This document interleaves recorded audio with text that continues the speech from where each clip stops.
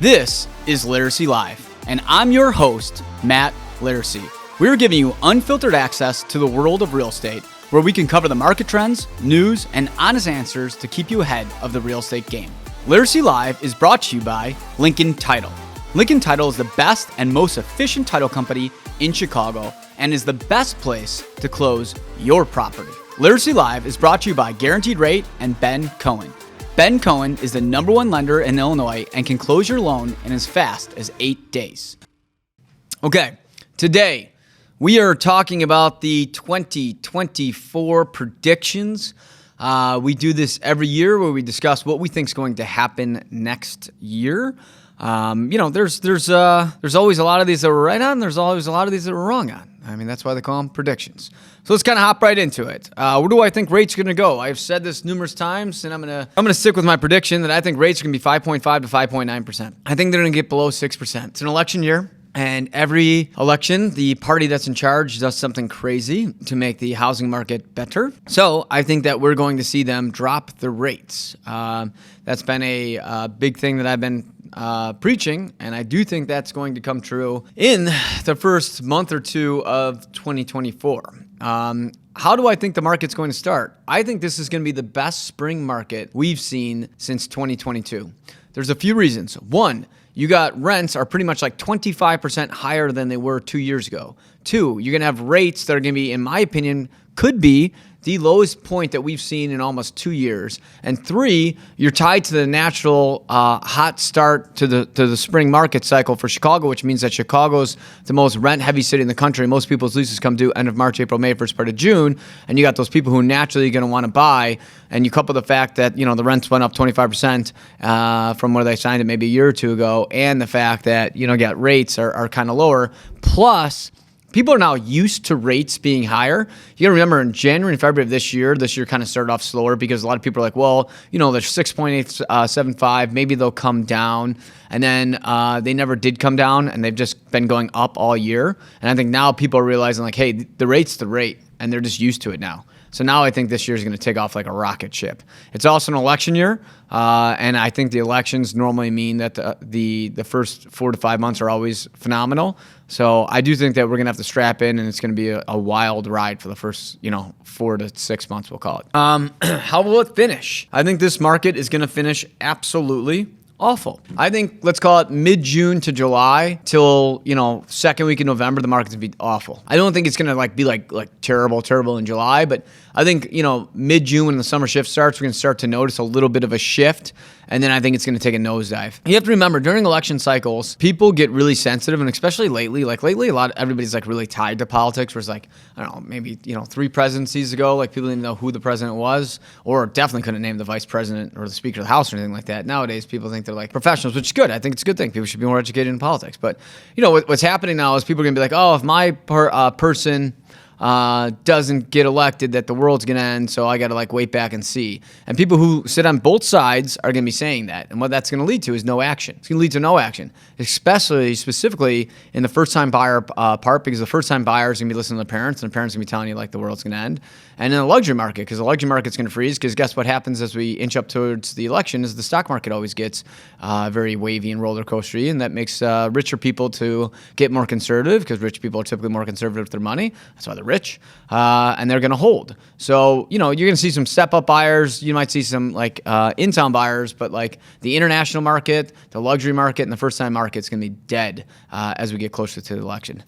What month will be the hottest this year? I'm going to say March. I think March is going to be the hottest market, closely followed by April. January, though, is going to start off, I think for sellers, January is going to be one to watch because we are seeing inventory get taken off in droves, and inventory is dropping faster than we can think because it's getting colder out. We're leading up to the holidays, and a lot of people just don't want to show their property, especially if they're not getting a ton of showings. And after the first year, because we think the spring market starts off so great, you're not going to have as much inventory in the market, so there's going to be less competition. And I think a lot of sellers are going to really, really win for those people who have those March, April leases. What month will be the worst of the year? I'm going to say September because November is the election, and I think September is going to be that time where it's just going to be really, really bad, where it's going to be nonstop in the news. There's going to be a lot of mudslinging from both parties, and I think people are going to be very, very nervous about the market. How will the election change the market? We've kind of touched on this, but what people don't realize is elections really have a huge impact on real estate. And what people have to remember is that real estate is exactly like the stock market. Okay, the stock market goes up and down. I've said this example 1,000 times, and I'll say it again: is that like I wish I could buy Apple stock in the 80s, today, at the same price. But ultimately, I have to pay today's price for Apple. It's the same thing with real estate. Real estate trades differently in March than it does in October, and there's different things that affect the market. The election has a big impact on the marketplace because it creates uncertainty, and uncertainty makes people nervous, which naturally, there's a lot of fear mongering that goes in there, which means that less people buy or sell, and that makes for a worse market. Which area of the city do I think is going to be the hottest? If I have to pick one, I'm going to say Lincoln Park. I do think it's going to be a very low inventory area. I think a lot of people are still going to be wanting to go to more the outskirts, and I think like true Lincoln Park locations can outperform. I do think it's going to be tough because I think Roscoe Village is going to be right there with it. Those were two of the hotter markets last year, but I do think that the Lincoln Park's going to take it. Will the downtown market be good or bad next year? I think the downtown market will be better than it was last year, but I don't think it's going to be good. I mean, to use the word good, I'd have to say we'd have to see inventory fall below 4 months. We'd have to see sales kind of ramp up. We'd have to see the luxury market really take off, and we need to see a lot of people go back to work. I don't think any of those things are going to happen just yet. I do think it's coming. Real estate works in about 5-year cycles. Next year will be the 4th year of that cycle. But I do think it's going to be better. So I think we're going to see less inventory. I think we're going to see more sales. I don't think it's going to be a gangbuster year down there, but I think it's going to be better than it's been. Will we see the luxury market downtown come back? So this is another big one. We got 18 plus months of inventory in properties above $1.5 million in the downtown markets. Downtown, let's talk about South Loop, West Loop, New East Side, Gold Coast River, North Cherryville, South part of Old Town. So those areas have been crushed. I think it'll be better than this year. I think I just read a stat that there's been 33 or 34 sales. Cranes does a great job publishing this stuff, but I think they said, shout out to Dennis Rockin. He probably doesn't watch this, but shout out to you if you are. But I think he published 33 or 34 luxury sales above $5 million happened this year compared to 60 something the year before. So it's there's a big difference. It may not be 60. It's I think it's half or something like that. So we're seeing a big difference in that luxury market. So I think we'll beat that number next year. And the only reason why I think we'll beat it is because I think people get used to rates. And I think that more people will want to live downtown. But again, it's not going to be a gangbuster year. I just think it's going to be better than it was. Will we see more international buyers this year? I got to be honest, I don't know. That's a tough one to choose. I mean, the number one biggest international buyer in Chicago last I checked was people from Mexico, and then I think it was people from Canada. I think those countries will probably be buying, but not as much. We're seeing, the warmer states win out on the international markets. I think for us to really win in the international markets, we need businesses to really come back, and we need tourism to take off. And businesses aren't doing well right now, and our tourism is doing okay, but the crime is deterring a lot of it. So I'm going to say that I think international markets, international buyers will be about even to maybe a tiny bit of uptick this year, but I don't think it's going to be any noticeable difference in the international market just yet. I think we're still 24 months away from that happening. We did a podcast a while ago where I was really hot on it, and I just think the city kind of isn't as improving as quick as we would have anticipated. Will we see more empty nester buyers this year, meaning people who are buying second places? Or not second places, downsizing places? I think that number is going to go up. I don't think it's going to be substantial. But I do think a lot of people are realizing that the suburb market's starting to kind of cool off a little bit. It's still going to be hot, which I think is a question on here. But I think they're realizing that market's going to be cooling down a little bit. And I think they're going to want to still sell while they can and get a place down here. The biggest deterrent for empty nester buyers, I mean, to be frank, is just that, there's still, the city's still not completely back. Crime is still tough. And, there's just a lot of negativity surrounding the city. I'm not saying that I think it's just Chicago. It's all big cities. I'm a big believer in the city. I love the city. But it's you can't say that Chicago is 100% to where it was pre-pandemic. And I think that is going to continue to deter the people from buying, downsizing a little bit to get a place here and to get a place in Florida. What we're seeing and what we have been seeing since the pandemic is these empty nester buyers, instead of buying a place, downtown and Florida, they're just taking that money that they'd have here and just buy a bigger place in Florida. So I do think it's going to get, we're going to see a teeny tiny uptick, but I still think we're a whiles away from that. I think Chicago in general needs to get a lot more together to attract those people to want to be able to buy down here again. Will the market favor the buyer or the seller? It's a general question. You can't say that, if you got a $500,000 place in the outskirts, okay, I think it's going to favor the seller. I think if you got a $1.5 million place downtown, I think it's going to favor the buyer all year. Okay, so I think there's going to be certain trends. I also think it's going to be seasonal. Like I think it's going to be a seller's market and all price points in the outskirts for the first 6 months. And I think it's going to be a balanced market during the summertime in the outskirts.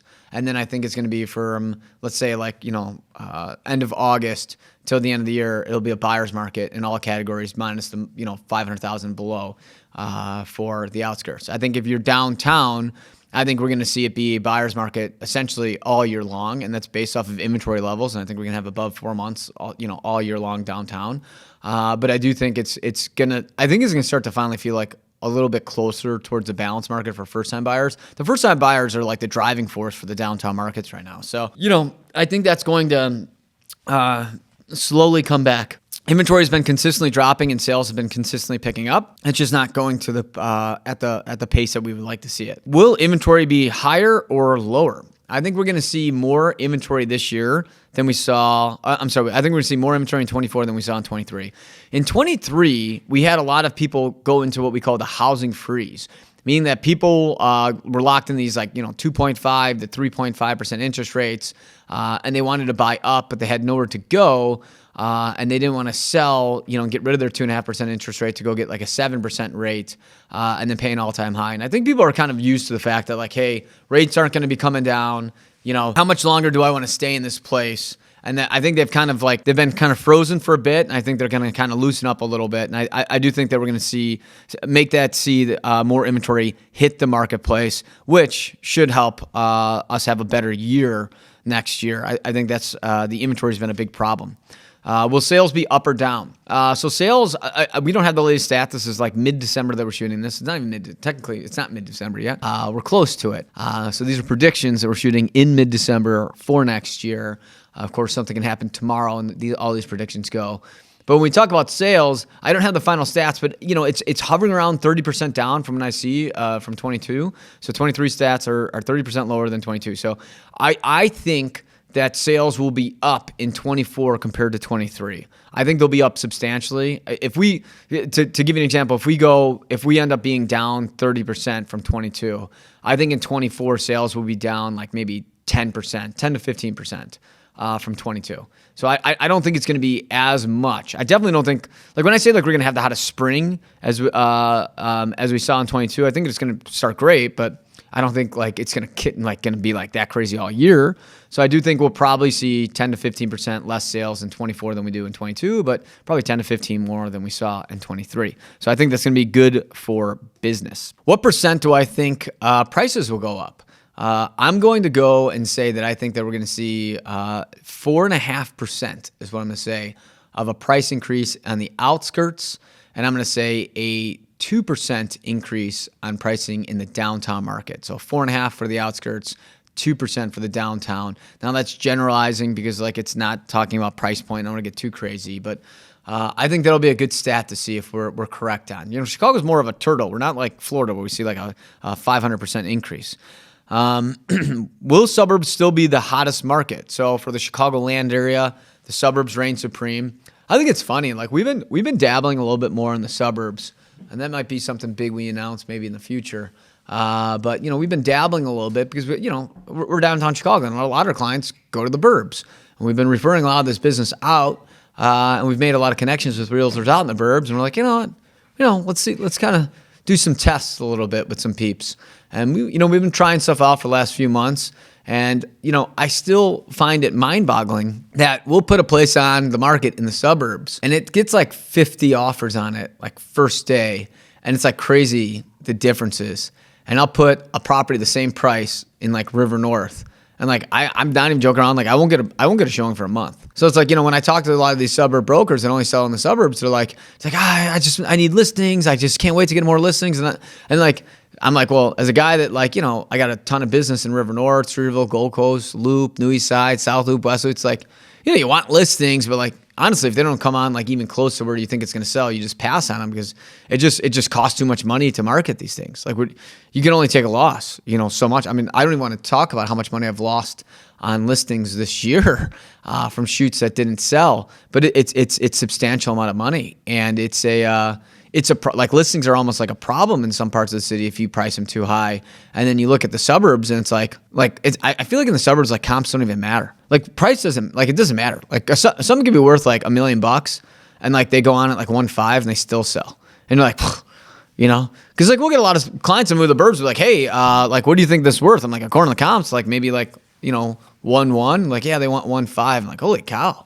And then like you'll call the agent up and they'll be like, yeah, we got 6 offers. Like, wow.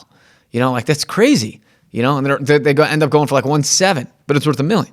So it's like pretty insane, like what you see in the suburbs. Now, the market's not getting bid up that much this year as it was like in previous years, but I do think that I think until the downtown markets get their act together, and I'm sorry, not the real estate markets, but until downtown Chicago in general gets their act together, crime goes down and more people go back to work, I think the suburbs are going to remain hot. I think if that $1 million mansion tax gets passed, I think the suburb market will also greatly benefit from that, because as much as some people on here are going to say like, well, like that's, I don't mind paying it, blah, blah. I listen, I live in the city. I'm going to pay it. It is what it is. I'm not happy about it. I'm going to be really pissed if it gets passed, but I'm not running for politics. I can't change it. Okay. But what I can tell you is there's going to be a lot of buyers who are thinking to themselves, do I buy $1 million plus place downtown and live there for 3 years and then sell and move to the burbs, or just go right to the burbs and avoid that tax? And if you think that's not going to be, if you think nobody's going to think that and decide just go right to the burbs instead,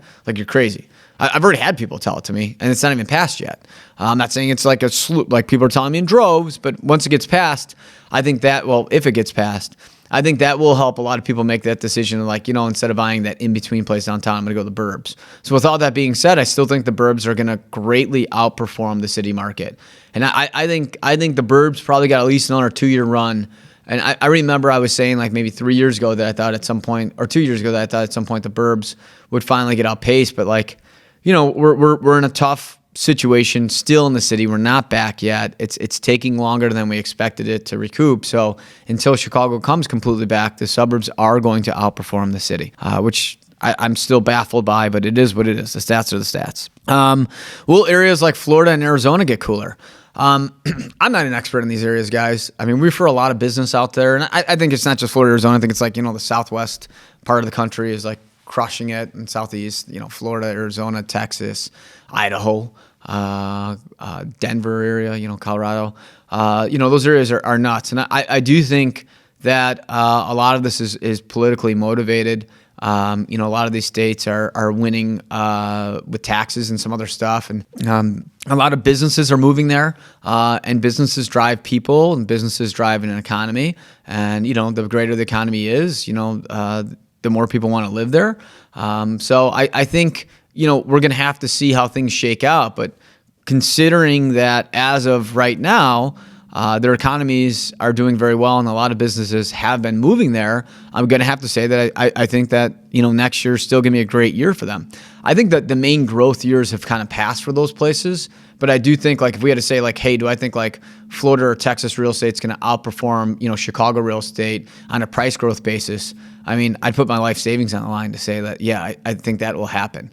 Do I think they're going to get, 500% next year? No, but like if Chicago grows 4.5% next year, maybe, Florida grows 10%, So like, I think it's going to be a better than us. I just don't think it's going to be as good as it's been. What will RTO look like for by next year's end? So RTO is return to office. The WFH is starting to fade and the RTO is starting to come. I think a lot of the RTO has to do with the economy. I think a lot of the economy is tied to people going to the office. I think the worse businesses are doing, the more businesses are making layoffs. And when businesses make more layoffs and the job market gets worse, the businesses will get more power. And as the power shift goes from the employee, because the employee has had power for the last 3 years over the employer.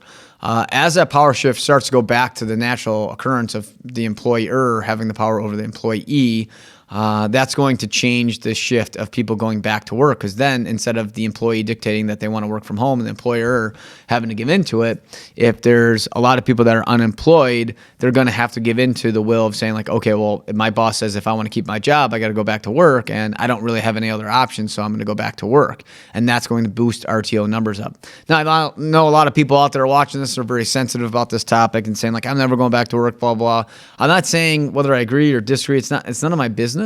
I'm just saying the question is like, will RTO numbers go up? I think it will. The last stat that I read was 61.5% of people were back at work. That is up pretty substantially from last year. I think we're going to get above 70% next year by the year's end. I do think we're going to get hovering closer. Again, I think we go in 5-year cycles, and I think we're going to eventually see us get back to like a 90-ish%. I don't know if we'll ever go back to 100%, but I think we're getting closer there.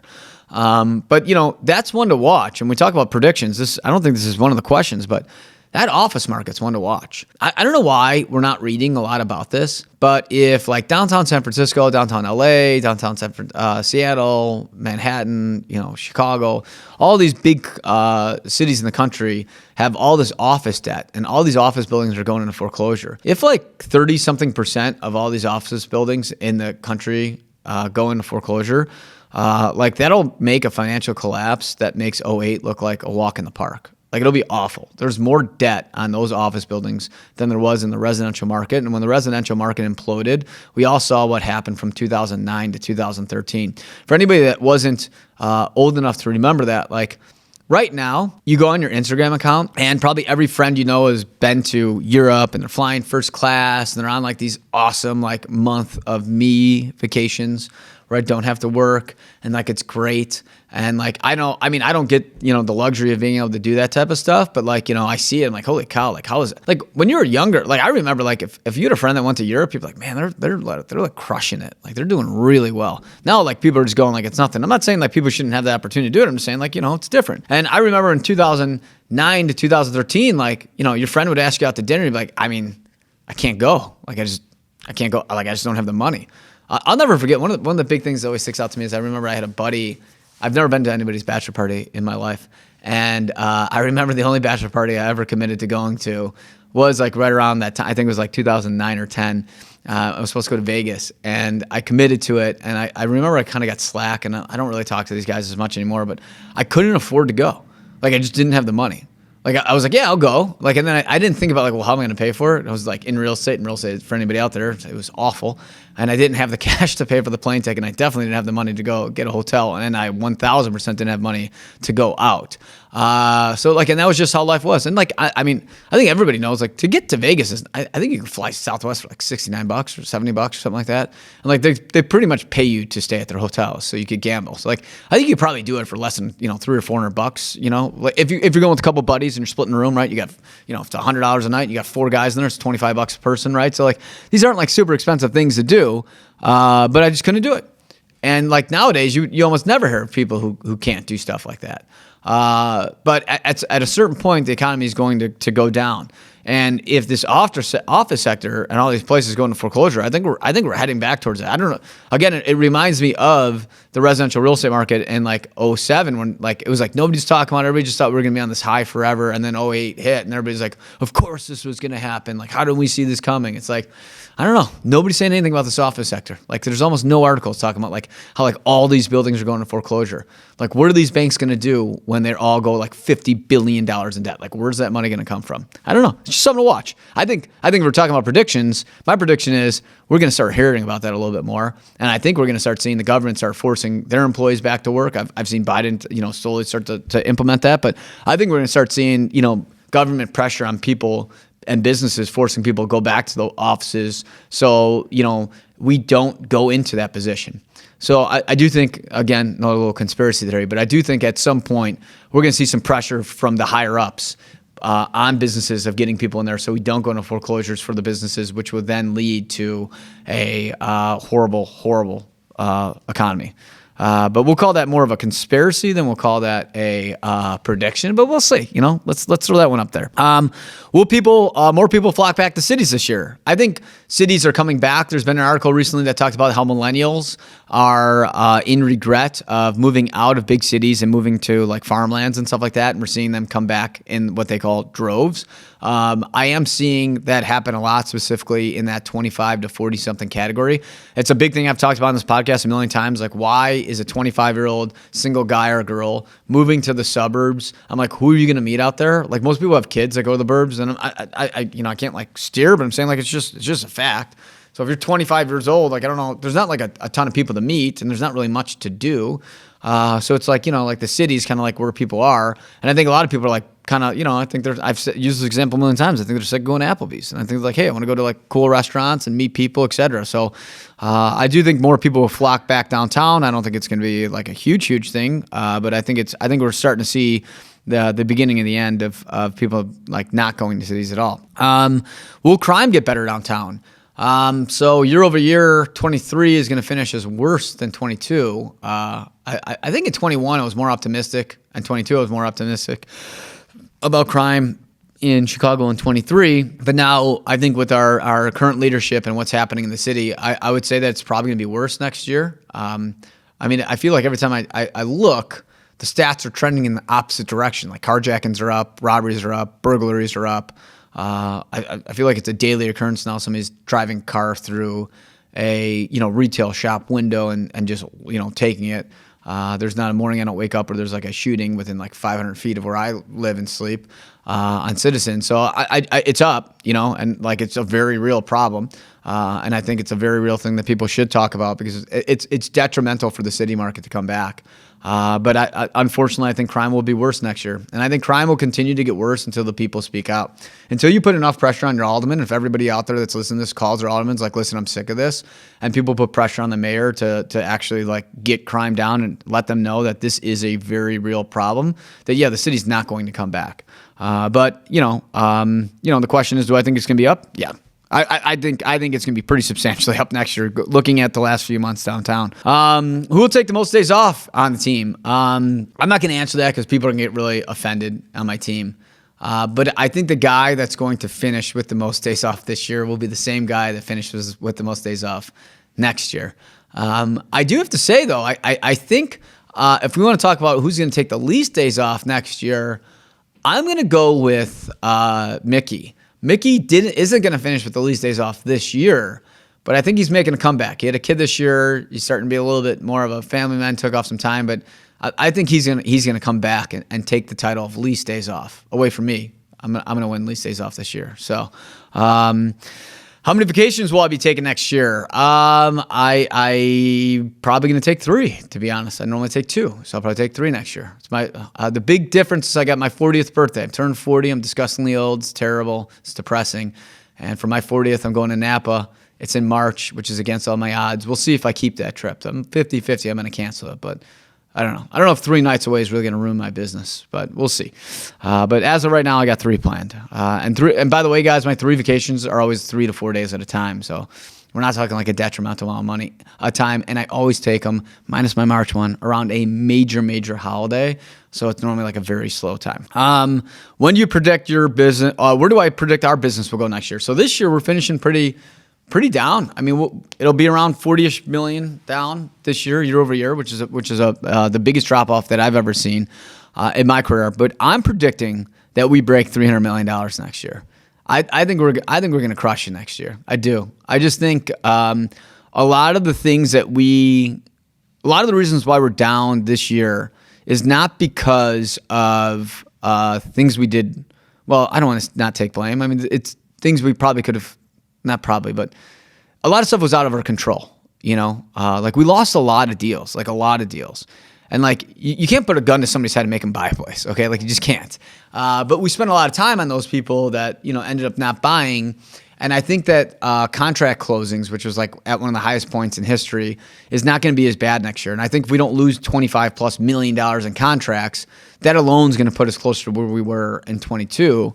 And I think naturally, we've grown our book of business by at least, 500 more sales this year. That just from a referral basis that we could get to 300 million. I'm also making some adjustments to our business model as we head into next year to take advantage. I wrote down what our weak spots were. I think we run a phenomenal product. That's just me, but I think we have a great thing.